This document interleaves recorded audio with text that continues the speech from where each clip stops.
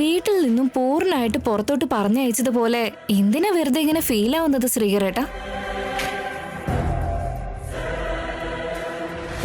അവനി ഒറ്റ ദിവസത്തേക്കല്ലേ പുറത്തേക്ക് പോകുന്നേ, അതിന് നീ എന്തിനാണ് ഇങ്ങനെ വിഷമിക്കുന്നേ?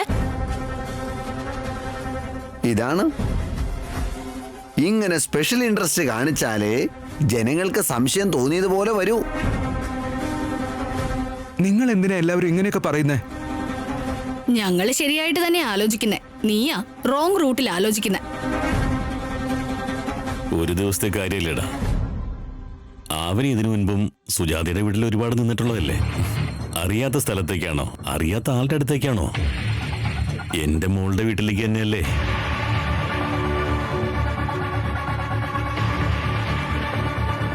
നിഹാരികയുടെ വീട്ടുകാര് വലിയ കാര്യങ്ങളൊന്നും നമ്മളോട് ചോദിച്ചിട്ടില്ല ശ്രീകർ. ചെറിയ ആഗ്രഹങ്ങൾ പോലും നിറവേറ്റിയിട്ടില്ലെങ്കിൽ അവരെന്ത് കരുതും? അവര് പറയുന്ന കാര്യങ്ങൾക്ക് ഒരു വിലയും കൊടുത്തില്ലെന്ന് കരുതില്ലേ? നമ്മുടെ കൺമുമ്പിൽ നടക്കേണ്ട ശുഭകാര്യം ഒന്നും ഉണ്ടല്ലോ. കല്യാണ മുഹൂർത്തം കുറിക്കേണ്ട ദിവസം ഒരു തടസ്സങ്ങളും ഉണ്ടാവാൻ പാടില്ലടാ. ആവനിയോട് നമ്മൾ എപ്പോഴെങ്കിലും എന്തെങ്കിലും കാര്യത്തിന് അരുതാത്തത് ചെയ്തിട്ടുണ്ടോ? നീ പറ.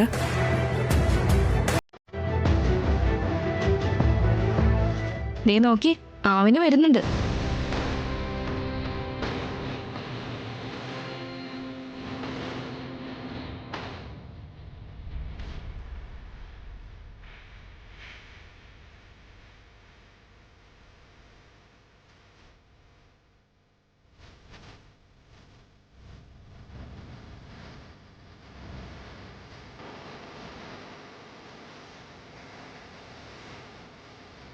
ഇന്നത്തെ ഈ ഫംഗ്ഷനില് എല്ലാവരുടെയും കൂടെ നീയും വേണമായിരുന്നു മോളെ. അവസ്ഥകളൊന്നും അനുകൂലമല്ലാത്തതുകൊണ്ടാ സുജാതയുടെ വീട്ടിലേക്ക് നിന്നോട് പോണോന്ന് പറയുന്നത്. മോള് വിഷമിക്കരുത്. കുഴപ്പമില്ല ആന്റി, ഞാൻ നിങ്ങളുടെ വീട്ടിലെ കുട്ടിയാണ്.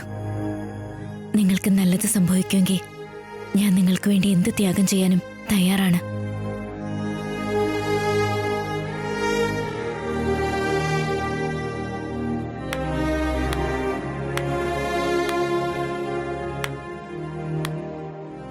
നീ എല്ലാ കാര്യങ്ങളും വളരെ പോസിറ്റീവായിട്ടല്ലേ എടുക്കാറ്. അതുകൊണ്ടാ നിന്നെ എനിക്ക് ഒരുപാട് ഇഷ്ടമായത് ആവനി. സബാഷ്. ആവനിയുടെ നന്മ പറഞ്ഞാൽ അതെത്ര പറഞ്ഞാലും കുറഞ്ഞു പോകുമ്പോൾ. ഇന്ന് ശ്രീകറിന്റെയും നിഹാരികയുടെയും കല്യാണ മുഹൂർത്തം കുറിക്കുന്നത് പോലെ പെട്ടെന്ന് നല്ലൊരു ആലോചന നോക്കി മോളുടെ കല്യാണ മുഹൂർത്തവും ഉറപ്പിക്കാം. കേട്ട മോളെ?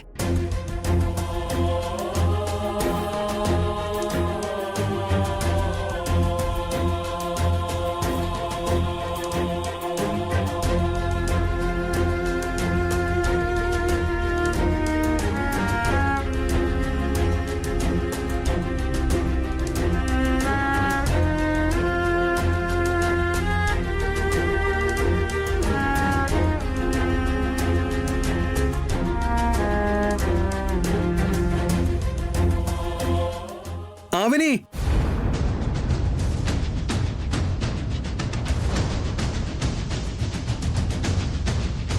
തന്നെ പറഞ്ഞു വിടാതിരിക്കാൻ ഞാൻ അമ്മയോട് കെഞ്ചിയടോ. പക്ഷെ എന്റെ ശ്രമങ്ങളൊന്നും ഫലം കണ്ടില്ല. ഒരിക്കലും ഒന്നും ഫലം കാണാറില്ലല്ലോ. അതിപ്പോ ശീലമായല്ലോ. ആവനി, എന്നോട് ക്ഷമിക്കടോ പ്ലീസ്. ക്ഷമ ചോദിച്ച് നിങ്ങൾ ഈ നിൽക്കുന്നതൊന്നും എന്റെ വിഷമത്തെ ഇല്ലാതാക്കുന്നില്ല. എനിക്കത് ആശ്വാസം തരില്ല. അങ്ങനെയുള്ളപ്പോ നിങ്ങളെ ക്ഷമ ചോദിക്കേണ്ട ആവശ്യം പോലും ഉണ്ടാവില്ല. സുജാത ചേച്ചിയുടെ വീട്ടിലേക്ക് ഞാൻ തന്നെ ഡ്രോപ്പ് ചെയ്യാൻ നിൽക്ക്. മനസ്സ് വിഷമിക്കുമ്പോ ഈ സുഖസൗകര്യങ്ങളൊക്കെ എന്തിനായിട്ടാ? നിങ്ങളെ പരിചയപ്പെടുന്നതിന് മുമ്പ് ഞാൻ കാൽനടയായിട്ടോ ബസ്സിലോ ഓട്ടോയിലോ ഒക്കെ പോകുമായിരുന്നു. കാറില്ലെന്ന് വെച്ച് കാല് പുറത്ത് കാണിക്കാത്ത റേഞ്ചില് വളർന്നവരൊന്നും അല്ല.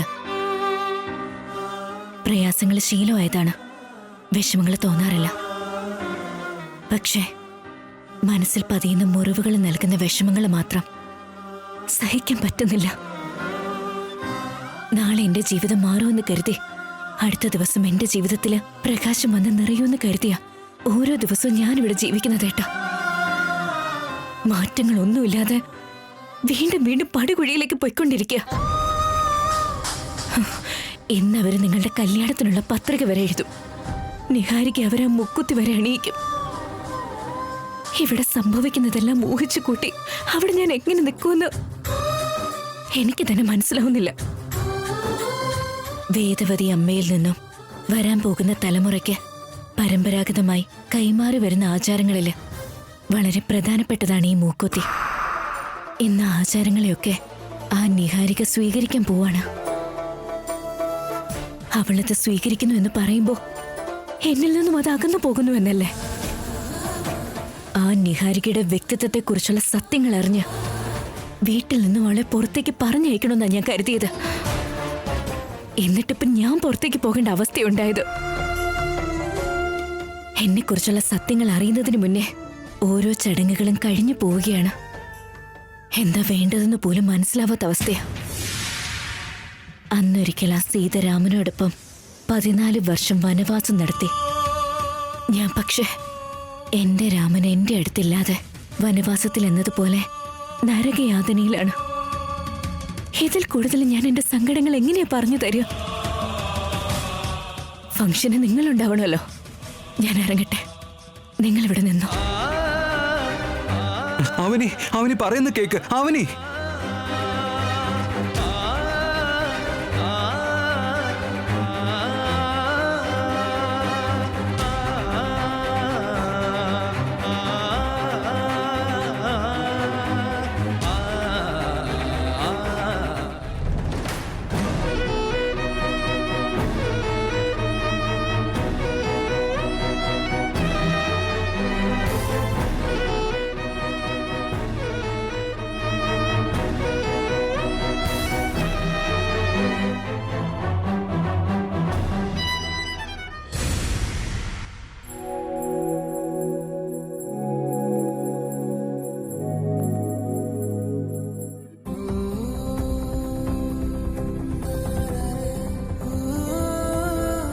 ഞാൻ ഡള്ളായി നിന്നാ ചേച്ചിക്ക് എന്തായാലും സംശയം തോന്നും. ഞാൻ നോർമലായിട്ട് വന്നതാണെന്ന് തോന്നണം.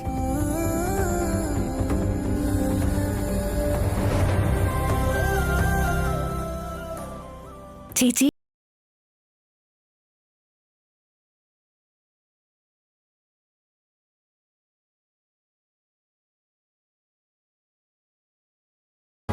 ഇരിക്കേ.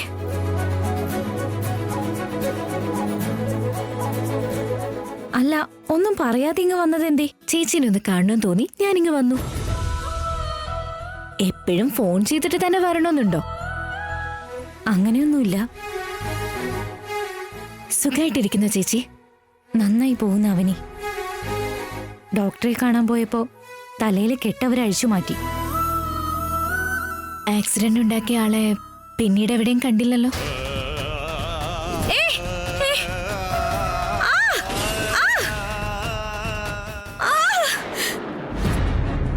അവന്റെ സമയം ശരിയല്ലാത്തപ്പോ ചെയ്ത തെറ്റിനുള്ള ശിക്ഷ അനുഭവിക്കണമെന്ന് എഴുതിയിട്ടുണ്ടെങ്കിൽ തീർച്ചയായും ഒരിക്കൽ അവൻ എന്റെ മുന്നിൽ പെടും. ടാബ്ലറ്റ്സ് ഒക്കെ ഉണ്ടോ അതോ കഴിഞ്ഞോ? ഉണ്ട്. ഹലോ, ഞാനൊരാള് ഇവിടെ ഉണ്ടെന്നുള്ള കാര്യം നിങ്ങൾ എന്താ മറന്നു പോയോ? വലിയവര് സംസാരിക്കുമ്പോ കുട്ടികളെ ശ്രദ്ധിക്കില്ലേ?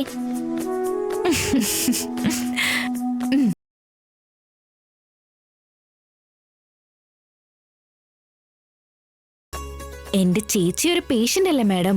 അതുകൊണ്ടാ ആദ്യം ചേച്ചിയോട് ഞാൻ സംസാരിച്ചത്. മാഡത്തിന്റെ കാര്യം ഞാൻ എങ്ങനെ മറക്കാനാ മാഡം?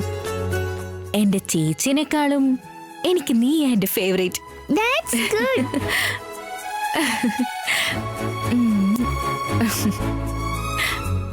Thank you, ചെറിയമ്മേ. ഇപ്പൊ നിന്റെ ദേഷ്യമൊക്കെ കുറഞ്ഞല്ലോ. അപ്പൊ ചെറിയമ്മയ്ക്ക് ഒന്നുമില്ലേ?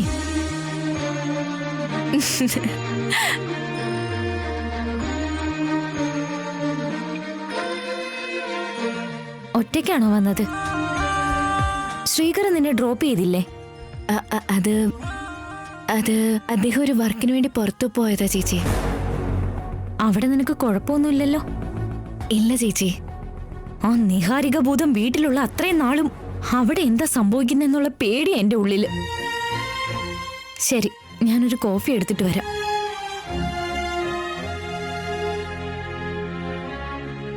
അവിടെ ഈ നേരം കൊണ്ട് ചടങ്ങുകളുടെ എല്ലാ ഒരുക്കങ്ങളും അവസാനിച്ചു കാണും.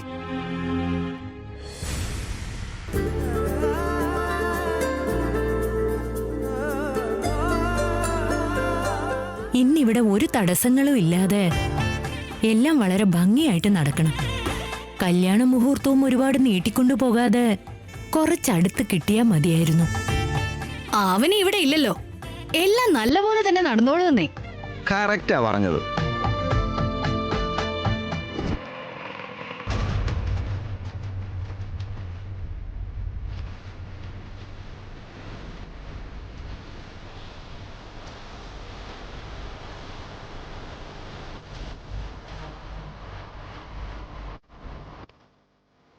നമസ്കാരം ഗുരുവേ.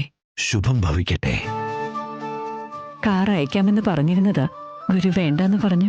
ഗുരുവിന് ആഡംബരങ്ങളൊന്നും ഇഷ്ടമല്ലെന്നും അത് ആഗ്രഹിക്കുന്നില്ലെന്നും നിങ്ങൾക്കറിയാലോ. നിങ്ങളെ ദർശിക്കാൻ ഭാഗ്യം ലഭിച്ചിട്ട് ഒരുപാട് നാളായി. ഞങ്ങളെ ആശീർവദിച്ചാലോ? ആയുഷ്മാൻ ഭവ.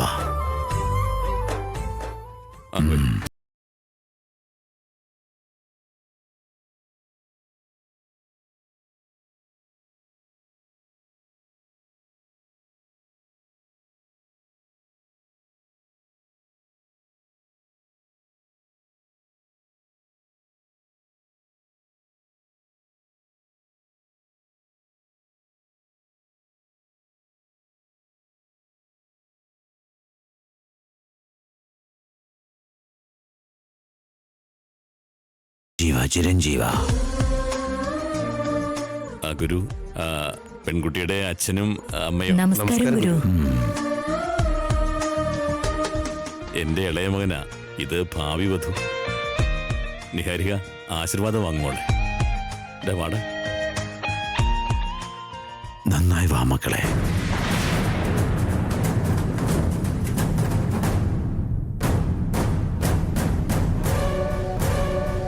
അദ്ദേഹം ആശീർവാദം കൊടുത്തത് എങ്ങനെയാന്ന് കണ്ടോ? നന്നായി വാ മക്കളെ എന്നല്ലേ പറഞ്ഞത്? ഭാവി ദമ്പതികളോട് കോമൺ സെൻസ് ഉള്ള ഏത് സ്വാമിമാരും ശീഘ്രമേവ കല്യാണപ്രാപ്തി രസ്തു എന്നല്ലേ പറയാറുള്ളത്. എന്നിട്ട് അദ്ദേഹം അങ്ങനെ പറഞ്ഞതെന്താ? അതെനിക്കങ്ങനെ അറിയാനാ. എനിക്കെന്തോ ഒരു കുഴപ്പം തോന്നുന്നുണ്ടേട്ടാ. നെഗറ്റീവ് സംസാരിക്കല്ലേ. ഗുരു എന്റെ മൂത്ത മരുമകളാണ്. നമസ്കാരം ഗുരുജി. ദീർഘസുമംഗലി ഭവ. എല്ലാം തയ്യാറായില്ലേ? എല്ലാം തയ്യാറാണ്.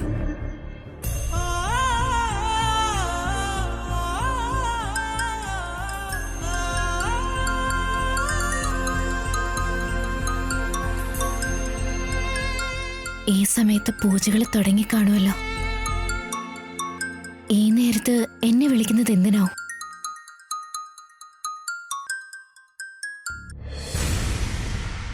ഹലോ, അവനെ പറയട്ടാ.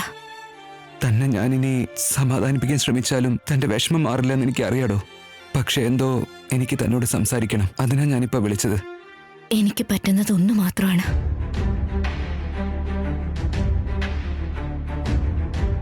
എന്തൊക്കെ പ്രയാസങ്ങൾ വന്നാലും സഹിക്കുന്നത്, എന്തൊക്കെ വിഷമങ്ങൾ വന്നാലും മനസ്സിൽ മറച്ചു വെക്കുന്നത്. അതേ കൂടുതൽ ഞാൻ വേറെ എന്ത് ചെയ്യാനായിട്ടാ? എനിക്ക് താലി എടുത്ത് കാണിക്കാൻ കഴിയില്ല. നിങ്ങളോ താലി കെട്ടിയിട്ടുണ്ടെന്ന് പറയില്ല.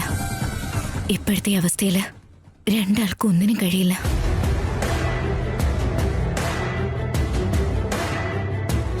ഞാൻ കരയുമ്പോഴെല്ലാം നിങ്ങൾ എന്റെ കണ്ണുനീര് തുടച്ച് സ്നേഹം കാണിക്കാറുണ്ട്.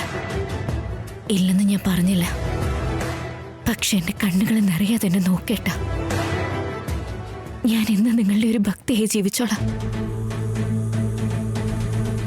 അത് സംഭവിക്കണമെങ്കിൽ നമ്മുടെ ഈ ബന്ധം പുറത്തറിയണം. അതിപ്പോ നടക്കില്ല. സംഭവിക്കാനുള്ളത് അതിന്റെ വഴിക്ക് സംഭവിക്കും.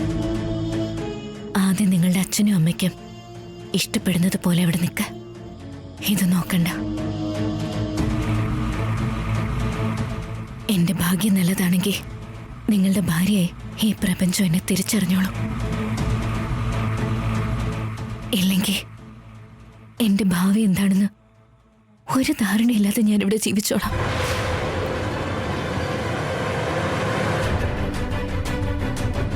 നല്ല മുഹൂർത്തം കിട്ടരുതെന്നും എന്തെങ്കിലും തടസ്സങ്ങൾ വന്ന് ഇത് മുടങ്ങണേ എന്നും മനസ്സുകൊണ്ട് ഞാൻ പ്രാർത്ഥിക്കുന്നുണ്ട്. നിങ്ങൾ അവിടുത്തെ കാര്യങ്ങളെല്ലാം നോക്ക്. അവൻ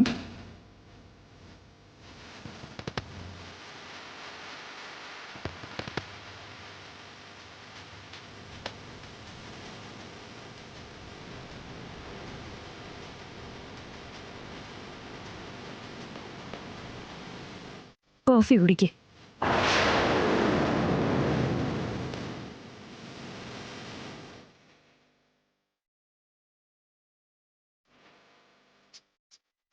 നീ പറഞ്ഞതെല്ലാം ഞാൻ കേട്ടു.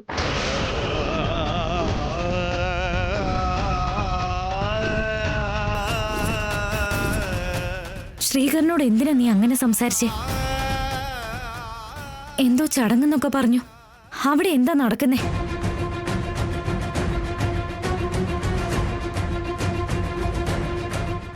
ഒന്നും നടക്കുന്നില്ല ചേച്ചി. ഞങ്ങൾക്കിടയിൽ ഈ വഴക്ക് എപ്പോഴും ഉള്ളതല്ലേ? എനിക്കങ്ങനെ തോന്നുന്നില്ല. ഒന്നുമില്ല ചേച്ചി. നിങ്ങളെല്ലാം ഇങ്ങനെ കുത്തി കുത്തി ചോദിക്കല്ലേ. ഒന്നും സംഭവിച്ചില്ലെന്ന് ഞാൻ പറഞ്ഞില്ലേ. ദയവ് ചെയ്തന്നെ കുറച്ചു നേരം ഒന്ന് ഒറ്റയ്ക്ക് വിട് ചേച്ചി. എനിക്കൊന്ന് റെസ്റ്റ് എടുക്കണം.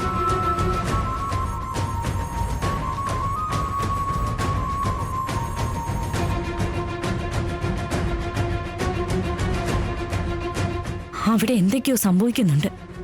ഒന്നും നടക്കുന്നില്ലെങ്കിൽ നീ ഇങ്ങനെ നിൽക്കില്ലല്ലോ. എനിക്കതറിയണം. എന്റെ പൊന്നു ദൈവമേ, എന്താ ഇത്? എന്തിനാ ഇങ്ങനെ പിടിച്ചു വലിക്കുന്നേ? പറയാം. ആദ്യം ഈ 2 വിരലിൽ ഏതെങ്കിലും ഒന്ന് തൊട്ടേ. എന്തു പറയാന്ന്? ആദ്യം ഞാൻ പറഞ്ഞത് ചെയ്യേ. അപ്പൊ ഞാൻ പ്രതീക്ഷിച്ചത് തന്നെ നടക്കും. എന്ത് നടക്കുന്ന പ്രതീക്ഷിച്ച്? ഈ വിരൽ പറയുന്നു നിഹാരിക മൂക്കുത്തി അണിയുന്ന സമയത്ത് ആവനി ഇങ്ങോട്ട് വരുമെന്ന്. ഈ വിരൽ പറയുന്നു ആവനി വരില്ലെന്ന്. നീ ഇതല്ലേ പിടിച്ചത്? അപ്പോ ആ സമയത്ത് ആവനി ഉറപ്പായും ഇങ്ങോട്ട് വരും. ഒരു സംശയവും വേണ്ട. വരില്ല. വരും. വരില്ലാന്ന്. വരുമെന്നല്ലേ പറഞ്ഞു? വരില്ലാന്ന് പറഞ്ഞില്ല ഞാൻ. ബെറ്റിനുണ്ടോ? ഉണ്ട്. എത്ര? 10,000. ആയിക്കോട്ടെ. എന്താണ് ബെറ്റൊക്കെ വെക്കുന്നുണ്ടല്ലോ? നിഹാരിക മൂക്കുത്തി അണിയുന്ന സമയത്ത് ആവനി വരുമെന്ന് ചേട്ടൻ, വരില്ലെന്ന് ഞാനും 10,000-ന് ബെറ്റ് വെച്ചിട്ടുണ്ട്. നിഹാരിക കൃത്യമായി പ്ലാൻ ചെയ്തിട്ടുണ്ട്. കാറ്റ് കയറാനുള്ള ഗ്യാപ്പ് പോലും ഇല്ലാത്ത പ്ലാനിങ്ങാ. എങ്ങനെ വരാനാ ചേട്ടാ? വരില്ലെന്ന് തന്നെയാ എന്റെ മനസ്സും പറയുന്നേ. അന്ന് ഗ്രാമോത്സവത്തിന് വരില്ല എന്ന് കരുതി വന്നില്ലേ? കറവജ്യോതിക്ക് വരില്ല എന്ന് കരുതി വന്നില്ലേ? ഇപ്പോഴും അതുപോലെ തന്നെ ഇങ്ങോട്ട് വരും. ഉത്സവത്തിന്റെ അന്ന് അമ്മൂമ്മയുടെ ആരോഗ്യം നേർച്ച എന്നൊക്കെ പറഞ്ഞ് അവള് വന്നു. കറുവാചൗതിക്ക് ആ മാല കാരണമായി. ഇനിയിപ്പോ എന്ത് കാര്യം പറഞ്ഞു വരാനാച്ചാ? അതാണ് ആവണിയുടെ ടാലന്റ്. ഏത് രീതിയിൽ എൻ്റർ ആവുമെന്നും ഏത് രീതിയിലായിരിക്കും അറ്റാക്ക് ചെയ്യാമെന്നും നമുക്ക് മുൻകൂട്ടി പറയാൻ പറ്റില്ല. ഇത്തവണ ഡൗട്ടുണ്ട്. ചേട്ടാ, നിങ്ങൾ തോറ്റുപോകും. നോക്കാം സിസ്റ്ററെ, നോക്കാം. അമ്മേ, 10,000 രൂപ നിങ്ങൾക്ക് തന്നെയാ. ദേ നോക്ക് വസന്ത, ബന്ധങ്ങൾ വേറെ, പന്തയം വേറെ. ഞാൻ ജയിച്ചാൽ എനിക്ക് 10,000 തരണം. നോക്കാം. നിഹാരിക റൂമിലേക്ക് പോയതാ. എന്താ ചെയ്യുന്നേന്ന് പോയി നോക്കാം. വാ. നടക്ക്.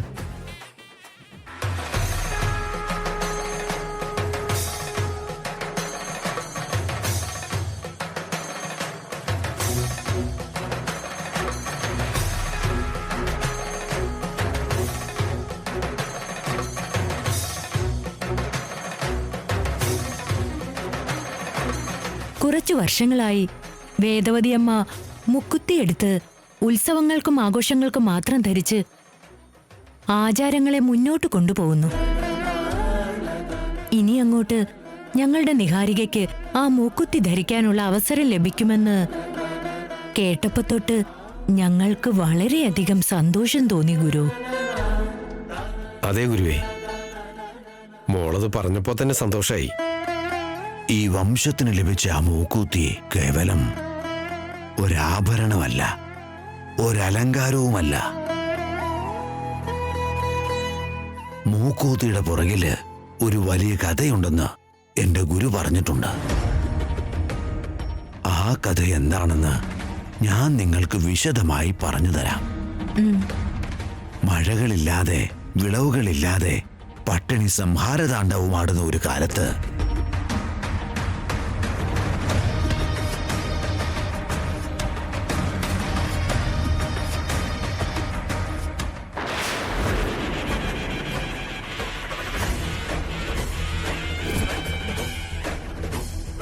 തുളസിയുടെ അതേ ജാതകത്തിൽ പിറന്ന ഒരു പെൺകുട്ടിയെ നിങ്ങളുടെ വീട്ടിലെ മരുമകളാക്കി അവളെ കൊണ്ട് പൂജകൾ ചെയ്യിക്കണം. എല്ലാ വർഷവും അവിടുത്തെ മരുമകള് ഈ മൂക്കുത്തിയെടുത്ത് ധരിച്ച് ഈ സമ്പ്രദായങ്ങളെ മുന്നോട്ട് കൊണ്ടുപോകണം. അവർക്ക് ശേഷം അടുത്ത തലമുറയുമായി ബന്ധപ്പെട്ടവര് മകളോ നിങ്ങളുടെ മരുമകളോ ഇരു തലമുറകളായി കൈമാറി മുന്നോട്ട് കൊണ്ടുപോകണം. മുക്കുത്തിയെക്കുറിച്ച് വേദവതിയമ്മ പറഞ്ഞിരുന്നുവെങ്കിലും ഇത്രയും വിശദമായി പറഞ്ഞിരുന്നില്ല.